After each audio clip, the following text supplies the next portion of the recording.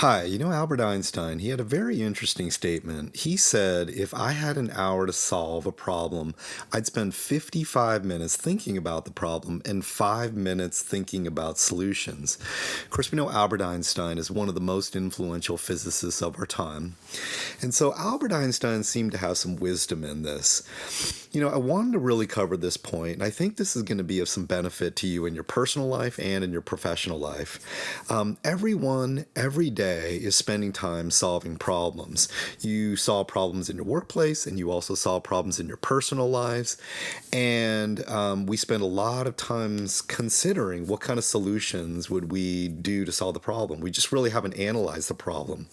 Well, I want to make the emphasis that we want to spend more times understanding the problem, going a little bit deeper, and also considering how should we frame the problem so that we could set ourselves up right for solving the right problem and generating the right solutions. So my name is Ken, and you're watching Mastering UX.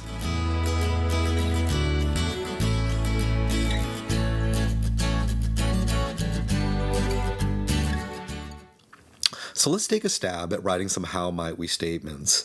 I know there's different kinds of ways of framing problems. You have point of view statements, statement starters. Even I would argue that a user story in Agile is a kind of a setting up of a problem solve. But for simplicity's sake, let's go ahead and write these statements as how might we statements. So the first one is, how might we create a help center that is fast and easy to search? Well, one of the problems that I have with this statement is that you can kind of see that the solution is embedded in the statement. Also, I would have to say, is this really the outcome that we're seeking? Do we really seek to have a help center, or is it really that we seek to have answers to questions that may arise? By considering the outcome, especially from an experiential point of view, I think we're able to kind of frame up a problem that will set us up for better solutions. So if we rewrite this statement, we could rewrite it as, how might we ensure that users have answers to questions when they need them? Well, I like this because it's outcome focused. It touches the experience. And another hint that I'd like to give you is that you don't always want to be shooting for the most ambitious solutions. You would really like to have a statement that could generate a variety of different kind of solutions, both that are ambitious and delivering a lot of value, and maybe some low-cost solutions. So this kind of statement makes the way for easy to do solutions, such as maybe a tooltip, a better instruction. Can we put some did you know facts over on the side? Of course, maybe doing videos is somewhere in the middle. But I wanted to make the point that good solutions don't necessarily have to be ambitious. Sometimes, of course, the goal is to find an easy solution that'll deliver a lot of value. And by writing your statement in this kind of open-ended way that's outcome-based, will kind of enable you to write these kind of solutions that run the wide gamut of different kinds of complexity and difficulty to solve.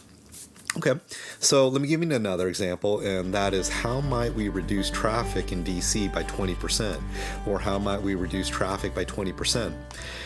I picked this up. I was in my first design thinking training, and we tackled this problem, and it was very interesting.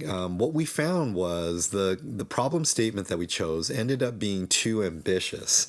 Of course, there's a possibility that you might be able to reduce traffic in DC by 20% in a cost-effective way, but the chances are you're going to have a hard time generating some low-cost solutions or some interesting ideas that are going to be feasible for your business to implement, or ones that are viable for you to be able to carry out in a long-term kind of way.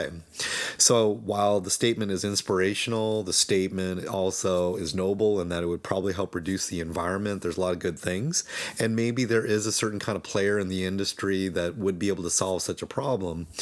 Again, I want to ask this question: are there any low-cost solutions to this problem?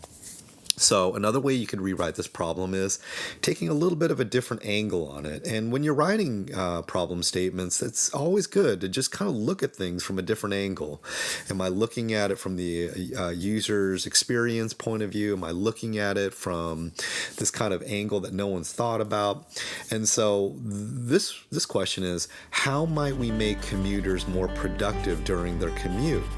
Another way you could kind of rewrite the statement is, how might we make commuters feel more rested after their commute? By focusing on the outcome, something that's experiential, we're able to generate some more ideas that are desirable, feasible, and viable. Okay, so my last example is this kind of job of getting your floors cleaned. Well, how might we build a faster and more reliable vacuum?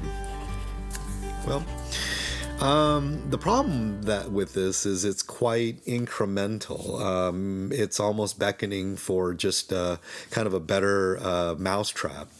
So standard vacuums have been around for a long time. The technology's pretty mature.